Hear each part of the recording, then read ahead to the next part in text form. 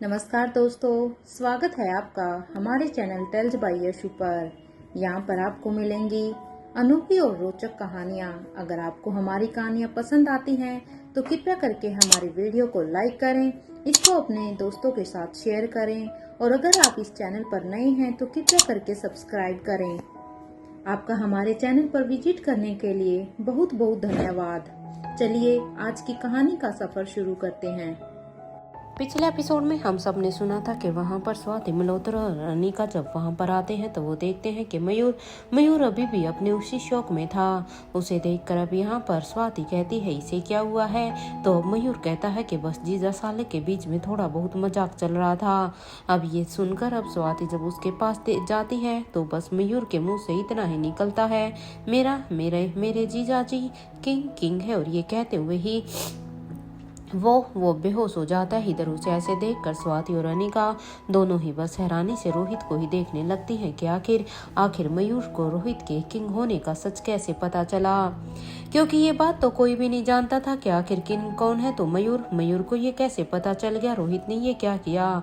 इधर दोनों को खुद की तरफ ऐसे घूर घूर कर देखता हुआ देखकर अब रोहित समझ जाता है कि आखिर अनिका और उसकी माँ स्वाति मल्होत्रा के बीच में क्या चल रहा है। इसलिए अब रोहित उन्हें कहता है अब मैं क्या करूं, देखो इसमें मेरी कोई भी गलती नहीं है, उसे पता चल गया तो अब इसमें मैं क्या कर सकता हूं। रोहित की इस बात पर अब अनिका कहती है मिस्टर मारवा आप भी ना, हाँ वैसे अभी ये सब छोड़िए, ये सब बाद में देखते हैं। वो क्या है ना कि मुझे आपको कुछ बताना है और ये बहुत ही जरूरी है। अनिका की इस बात को सुनकर अब रोहित कहता है हाँ अनिका, मुझे भी तुम्हें कुछ बताना है। रोहित की ये बात सुनते ही अनिका हैरानी से बस रोहित को ही देख रही थी कि आखिर जब अनिका उसे कुछ बता रही थी तो रोहित को भी उसे क्या बताना था। तो इधर रोहित अब यहाँ पर बिना कुछ कहे ही सबसे पहले, क्योंकि वो सबसे पहले अनिका को वो जिपलॉक बैग देना चाहता था, इसलिए रोहित अब अपनी पॉकेट से बिना समय गवाए जल्दी से उस जिपलॉक बैग को निकालकर अब उसे अनिका की तरफ बढ़ा देता है। उस जिपलॉक बैग को देखने के बाद अब अनिका कहती है ये क्या है मिस्टर मारवा, ये और इसमें तो मुझे कुछ मिट्टी दिखाई दे रही है, ये मिट्टी कैसी है। अनिका की इस बात को सुनकर रोहित कहता है यही तो मैं तुम्हें दिखाना चाहता हूँ ना अनिका, एक बार इसे पकड़ो तो सही। अब रोहित की इस बात को सुनकर अनिका अब उस जिपलॉक बैग को अपने हाथ में लेती है। तो यहाँ पर अब अनिका कहती है अब बताओ मिस्टर मारवा, ये कौन सी मिट्टी है।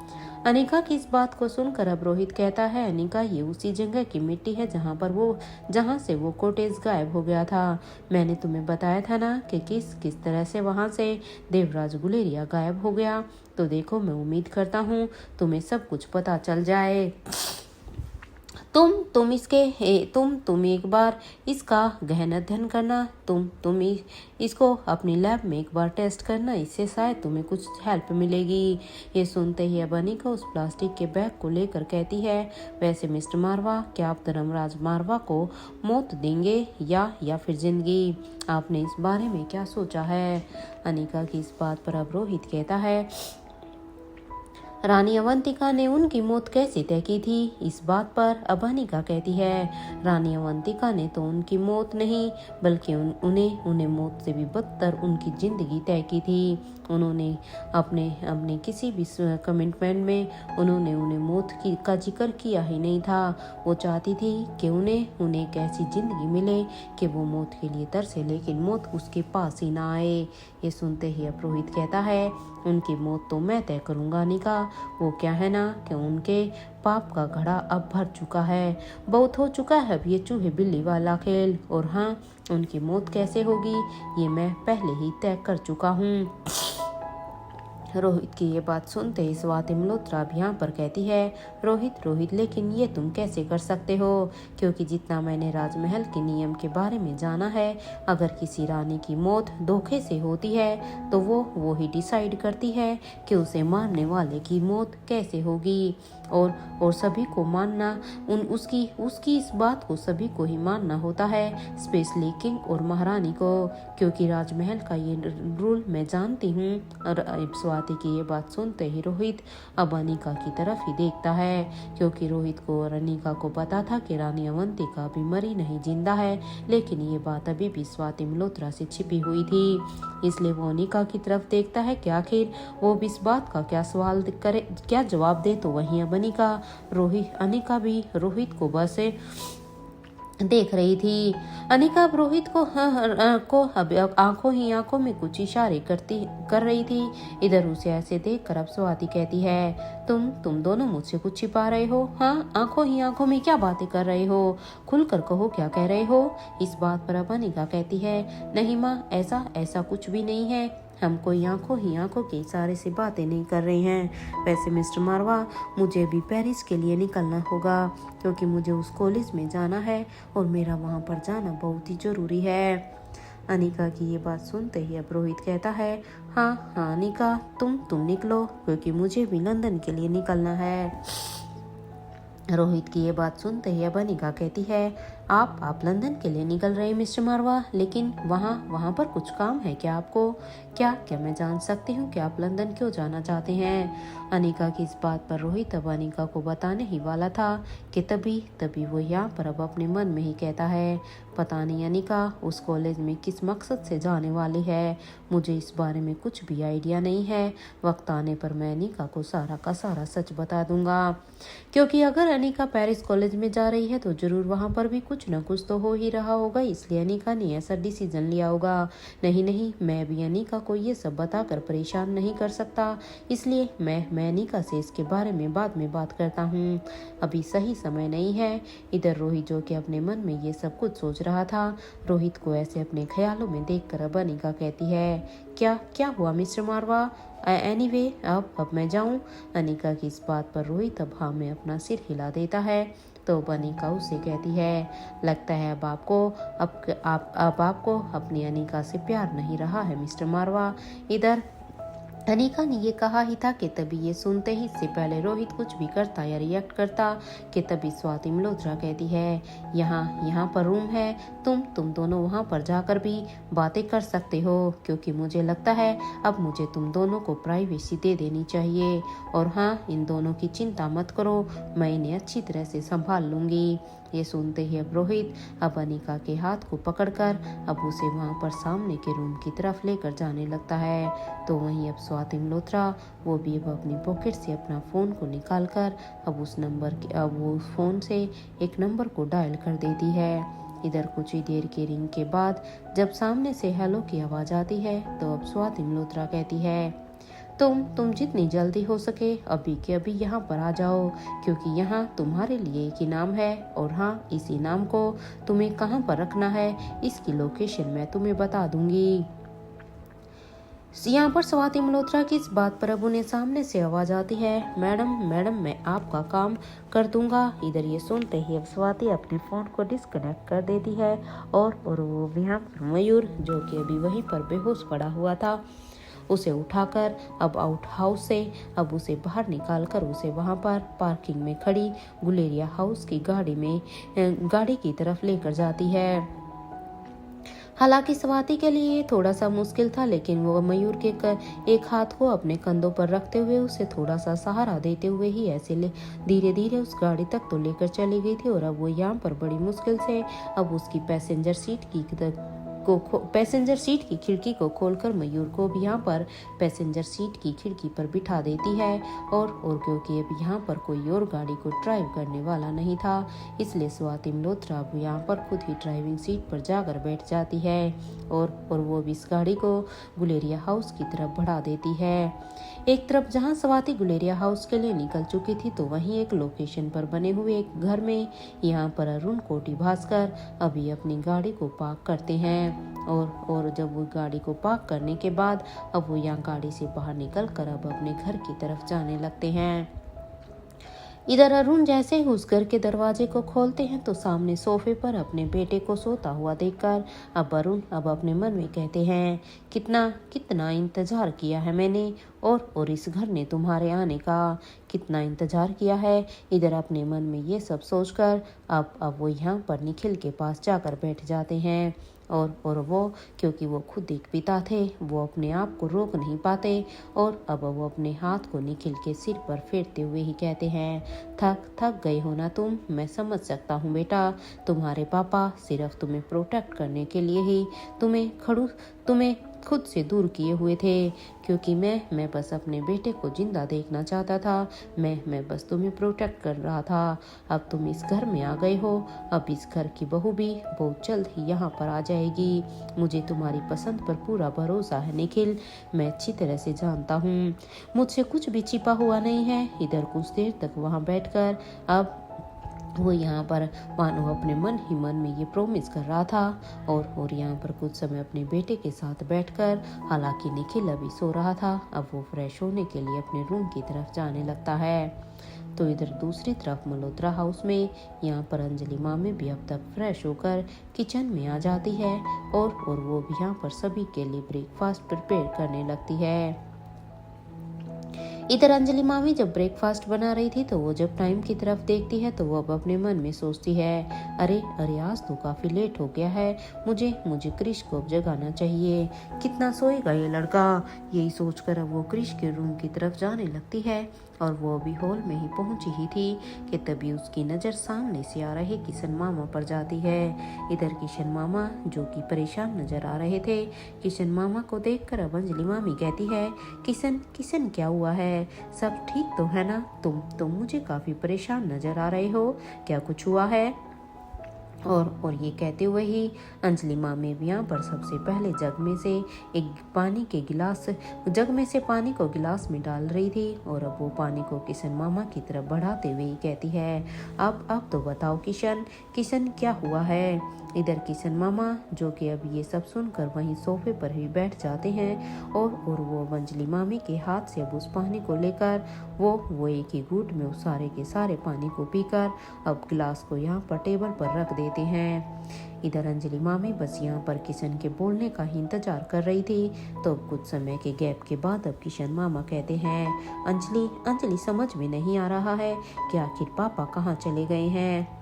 क्योंकि किशन जो कि पहले यहाँ पर अपनी बीबी यानी कि अंजलि मल्होत्रा के लिए परेशान था, लेकिन अब जो क्योंकि अंजलि यहाँ पर आ गई है तो अब उसके पापा गायब हो गए हैं। इसलिए अपने पापा के इस तरह से चले जाने से किशन काफी परेशान था और अब वो कहता है, उन्होंने मुझे एक लोकेशन सेंड किया था अंजलि, उन्होंने मुझे वहां पर आने के लिए कहा था और पता है जब मैं वहां पर उस लोकेशन पर उन्हें लेने के लिए गया तो मुझे बहुत ही आश्चर्य हुआ अंजलि के वहां पर कोई भी नहीं था। मुझे तो समझ में ये नहीं आ रहा है कि आखिर पापा कहाँ चले गए हैं। जब उन्होंने खुद मुझे उस लोकेशन पर बुलाया था तो वो ऐसे कहाँ जा सकते हैं। पापा ठीक तो होंगे ना, पापा खुद ही वहां से गए हैं या उन्हें कोई उन्हें यहाँ पर खतरा तो नहीं।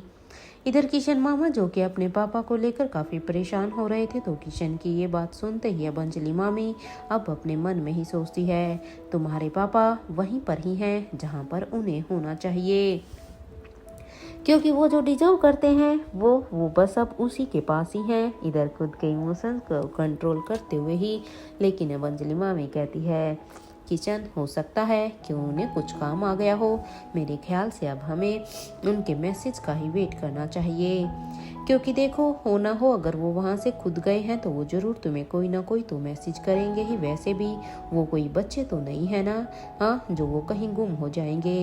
और हाँ आप भी जाकर फ्रेश हो जाइए, इस तरह से परेशान बैठे रहने से तो पापा जल्दी घर नहीं आ जाएंगे ना, इसलिए जाओ अभी फ्रेश होकर आओ, तब तक मैं ब्रेकफास्ट बना रही हूँ। और हाँ किशन मैं माँ को भी जगा देती हूँ, उनकी मेडिसिन का भी तो टाइम हो गया है ना।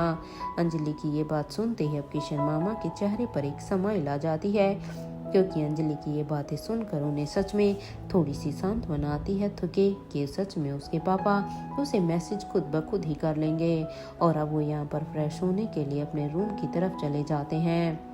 तो इधर दूसरी तरफ बुलेरिया हाउस में अब यहाँ पर सभी ब्रेकफास्ट के लिए टेबल पर आ जाते हैं। तो यहाँ पर शारदा उन सभी को सर्व करती है, वो सभी अब अपना ब्रेकफास्ट एंजॉय करने लगते हैं। तो इधर महेंद्र अब अपने भाई यानी धनंजय से कहते हैं, भाई मेरे ख्याल से अब हमें यहाँ से चलना चाहिए। वो क्या है ना कि वहाँ पर दीदी और लतिका दोनों ही राजमहल में अकेली होंगी।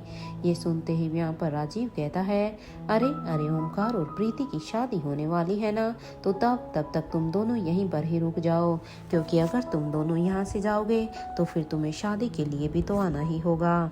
और देखो मना, ये मत सोचना कि तुम शादी वहीं से ही बैठकर उन्हें अपनी ब्लेसिंग दे दोगे। नहीं नहीं, ऐसे नहीं चलेगा। जब तक इन दोनों की शादी नहीं हो जाती तब तक तुम दोनों कहीं नहीं जा रहे हो। अब यहाँ पर राजीव ने ये सब कहा ही था कि इधर राजीव की ये बात सुनकर इस बात पर अब ओमकार कहता है, कोई शादी नहीं होगी ना तो यहाँ पर गुलेरिया हाउस में कोई शादी होगी और ना ही वहाँ पर मारवा हाउस में, क्योंकि दोनों की दोनों शादी ही अब कैंसिल हो गई है। इधर ओमकार ने ये कहा ही था, ये सुनते ही वो सभी अभी पूरी तरह से हैरान हो जाते हैं, क्योंकि यहाँ पर श्रेया, राज, लक्ष्मी इन सब ने तो रात को ही देख लिया था यहाँ पर जो कुछ भी हुआ था, लेकिन करण, धनंजय, महेंद्र और राजीव ये भी इन सब चीजों के बारे में अभी तक अनजान थे। इसलिए वो सभी हैरानी से बस ओमकार को ही देखते हैं। इधर अपनी हैरानी में ही करण गुलेरिया अब ओमकार की तरफ देखकर कहते हैं, ओमकार ये क्या है? तुम्हें अंदाजा भी है कि तुम क्या कह रहे हो? अरे शादी कोई गुड्डे गुड़िया का खेल है क्या कि जब चाहो शादी होगी और जब चाहो नहीं होगी? ये सब क्या है? करण गुलेरिया की ये बात सुनते ही यहाँ पर ओमकार कहता है, अंकल वो हम लोगों ने ब्रेकअप कर लिया है, इसलिए अब ये शादी होना इम्पॉसिबल है। अब यहाँ पर ओमकार की ये बात सुनते ही वो सभी बस ओमकार को ही देख रहे थे। तो इधर करण गुलेरिया बात को संभालते हुए धीमी लेकिन एक गहरी आवाज में कहते हैं, क्या मैं वजह जान सकता हूँ ओमकार? क्या कि आखिर ये शादी क्यों टूटी है? तुम सब लोगों का ब्रेकअप क्यों हुआ है? क्या इसका रीजन तुम मुझे बताओगे? अब करण की इस बात पर अब ओमकार यहाँ पर कहता है, सॉरी अंकल, लेकिन मुझे सनी और मुक्ता के बारे में तो पता नहीं है कि आखिर उन दोनों के बीच में क्या हुआ है जो उनका ब्रेकअप हुआ। लेकिन हाँ, प्रीति मुझे धोखा दे रही थी और मुझे ऐसा पार्टनर बिल्कुल भी नहीं चाहिए जो मुझे अंधेरे में रखे। सोचो अंकल, जो मुझे अभी ही धोखा दे रही थी तो आगे चलकर न जाने क्या होता, इसलिए मैंने खुद ही उससे ब्रेकअप कर लिया। और ये कहते हुए ही ओमकार, अब इससे पहले वो लोग कुछ भी उसे कहते, वो यहाँ पर ब्रेकफास्ट छोड़कर अपनी जगह से उठकर अब अपने रूम की तरफ ही जाने लगता है। तो वहीं ओमकार को उसे वहां से ऐसे जाता हुआ देखकर अब महेंद्र पीरामल कहते हैं, ये बेचारा तो शकल से ही देखने में ऐसा लग रहा है जैसे ये देवदास बन गया हो। अगर ये इतना ही प्यार करता था तो उसने शादी क्यों तोड़ी? महेंद्र की इस बात पर अब यहाँ पर राजलक्ष्मी कहती है, अंकल देवदास आपके जमाने का था। ये सुनते ही अब राजीव कहता है, तो उसे क्या कहें हम, कबीर सिंह? अब ये सुनते ही सभी बस राजीव को ही देख रहे थे। तो यहाँ पर अब महेंद्र पीरामल कहते हैं, कुछ याद आया मुझे। ये सुनते ही सभी बस अब उन्हें ही देखते हैं और वो अब यहाँ पर अपनी बात को पूरा करते हुए ही कहते हैं, वैसे उस कबीर सिंह की गर्लफ्रेंड का नाम भी तो प्रीति ही था ना? हाँ वाह राजीव, क्या एग्जाम्पल दिया है तूने, भाई मान गए तुझे। इधर ये सुनते ही वहाँ पर सभी अब अपने हाथ को अब अपने सिर पर ही मारते हुए बस महेंद्र पीरामल को ही देखते हैं। इधर कुछ देर तक सोचने के बाद अब करण गुलेरिया कहते हैं, एक काम करते हैं, अब इन दोनों को अकेला छोड़ देते हैं। कुछ देर के बाद मैं ओमकार को समझाता हूँ। वैसे प्रीति कहाँ है? क्योंकि सच में शादी गुड्डे गुड़ियाओं का खेल नहीं है। जब जी चाहा एक रिश्ते में बनने के लिए तैयार हो गए और जब चाहा ब्रेकअप कर लिया। हमें बच्चों के बीच की ये गलतफहमी को दूर करना होगा। मुझे प्रीति ऐसी तो बिल्कुल भी नहीं लगती। इधर इस सवाल का जवाब देते हुए श्रेया भी कहती है, पापा वो प्रीति तो सुबह ही यहाँ से मारवा हाउस के लिए निकल गई थी, क्योंकि कल रात इन दोनों के बीच की बातें आपस में कुछ ज्यादा ही बढ़ गई, तो इसलिए वो यहाँ से चली गई, और वो भी बिना किसी को बताए हुए। इधर ये सुनते ही अब धनंजय पीरामल कहते हैं, मैं खुद मारवा हाउस जाऊंगा प्रीति और सनी को समझाने के लिए, क्योंकि एक तरफ जहाँ पर प्रीति और ओमकार को समझाना है तो हमें दूसरी तरफ से सनी से भी तो बात करनी होगी। इस बात पर महेंद्र पीरामल कहते हैं, वैसे भाई मैं भी आपके साथ चलूंगा। वो आपको तो पता ही है ना कि यहाँ एक एक राक्षस है। मैं भी यहाँ पर इस गुलेरिया हाउस में तो बिल्कुल भी नहीं रह सकता जब तक वो राक्षस यहाँ पर है। अब उसकी ये बात सुनते ही अब यहाँ पर पिंकी कहती है, राक्षस राक्षस मतलब दादाजी मॉन्स्टर? लेकिन यहाँ हमारे घर में मॉन्स्टर कौन है? बताइए ना प्लीज प्लीज। देखिए मुझे डर लग रहा है। और क्या वो बहुत ही डेंजरस है? अब पिंकी की इस बात का जवाब देते हुए महेंद्र पीरामल कहते हैं, डेंजर? अरे बेटा वो सिर्फ डेंजर ही नहीं है, वो मैं आपको क्या बताऊं। अरे वो कैसा है? मैं सच में खुद भी आपको नहीं बता सकता। या महेंद्र अपनी ही बात करने ही वाला था कि तभी राधी ने अपने पाँव से महेंद्र पीरामल के पाँव पर मारता है ताकि वो यहीं पर ही चुप हो जाए और यहाँ पर पिंकी को ना डराए। इधर जैसे जैसे ही राजीव ने महेंद्र के पैर पर पैर मारा तो इधर महेंद्र के मुंह से अचानक से ही निकल गया, कौन है ये जो ये सब कुछ कर रहा है?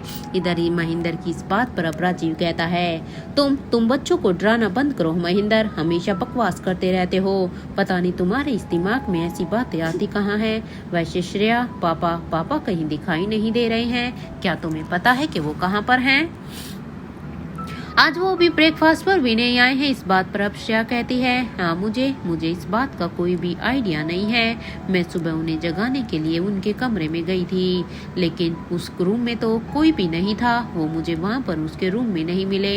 मैंने सब जगह उन्हें देखने की कोशिश की थी लेकिन वो मुझे नहीं मिले। ये सुनते ही अब वो चारों अब एक दूसरे को ही देखने लगते हैं कि आखिर देवराज गुलेरिया हाउस से ऐसे कहाँ चले गए। उन्हें भी कुछ समझ में नहीं आ रहा था। इधर गुलेरिया हाउस के आउट हाउस में अनीका और रोहित अब यहाँ पर एक रूम में ही थे कि तभी अनीका के कानों में भी यहाँ पर कुछ फुटस्टेप्स की आवाज आती है। इधर अनीका उस रूम के दरवाजे को खोलकर अब हॉल में आ जाती है कि आखिर यहाँ पर कौन आ रहा है।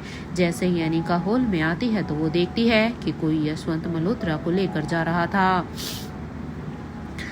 अब यहाँ पर यशवंत को इस तरह से जाता हुआ देखकर अनीका उस शख्स से कहती है, बूढ़े बाबा ये आप ही है ना?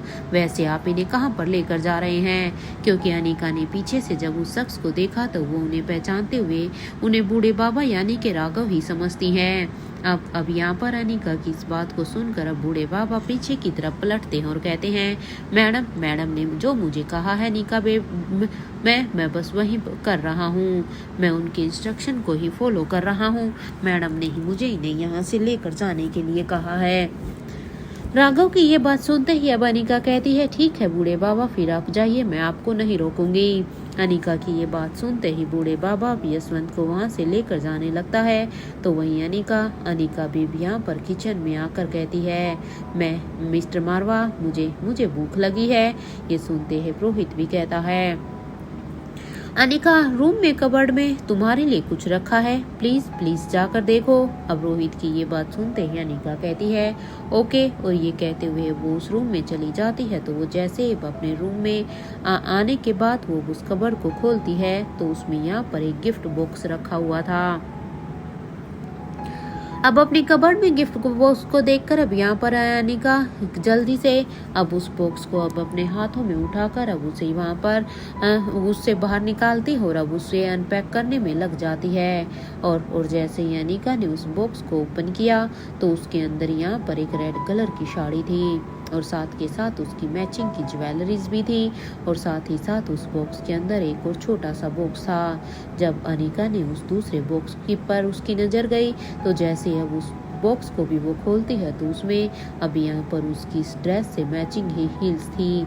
ये सब देखकर अब अनीका कहती है, मिस्टर मारवा बिना वो एक भी मौका नहीं छोड़ते हैं। मैं बिना मुझे भी क्या जरूरत थी उन्हें वो सब कहने की। अब अनीका उस साड़ी को लेकर अब यहाँ पर सीधा ही बाथरूम में चली जाती है चेंज करने के लिए। तो वहीं रोहित भी अब तक उस रूम को सजाने में लग जाता है। रोहित ने भी यहाँ पर इस रूम में अरोमा कैंडल्स को लगाया हुआ था और उसके साथ साथ अब यहाँ पर बाहर के गार्डन से लाए हुए कुछ फ्रेश फ्लावर को भी अब वो यहाँ पर वास में डाल देता है। और बेड पर कुछ रोज पेटल से अब एक बड़ा सा हार्ट भी बना देता है। और बाथरूम से लेकर रूम के सेंटर तक अब यहाँ पर रोज पेटल का रास्ता अब रोहित यहाँ पर अनिका के लिए बना देता है। यहाँ पर इस रूम में भी यहाँ पर इसके बीचों बीच एक सर्कल टेबल जैसा एक टेबल था। रोहित अब उसके ऊपर भी एक टेबल क्लॉथ डालकर अब वो यहाँ पर किचन के सारे ही बाउल को लेकर आ जाता है। और यहाँ पर इस टेबल के ऊपर रोहित अब अपने हाथों से 2 कैंडल को जला देता है। और साइड में एक बंच ऑफ फ्लावर को रखते हुए ही अब रोहित कहता है, अनिका कितना टाइम लगेगा तुम्हें? और अब यहाँ पर रोहित ने ये अभी कहा ही था कि तभी बाथरूम का दरवाजा अब खुलने की आवाज़ आती है। तो बाथरूम के दरवाजे की आवाज़ को सुनकर जैसे ही रोहित की नज़र उस तरफ जाती है तो रोहित बस अब अनिका को ही देखता रह जाता है। अनिका ने यहाँ पर अनिका इस रेड साड़ी में काफी हॉट लग रही थी। इधर अनिका बहुत ही खूबसूरत लग रही थी। तो वहीं अनिका ने जब उस रूम की डेकोरेशन को देखा तो उसे देखकर तो अब अनिका को भी यकीन नहीं हुआ कि इतने कम समय में भी सच में रोहित इतना सब कुछ कर सकता है।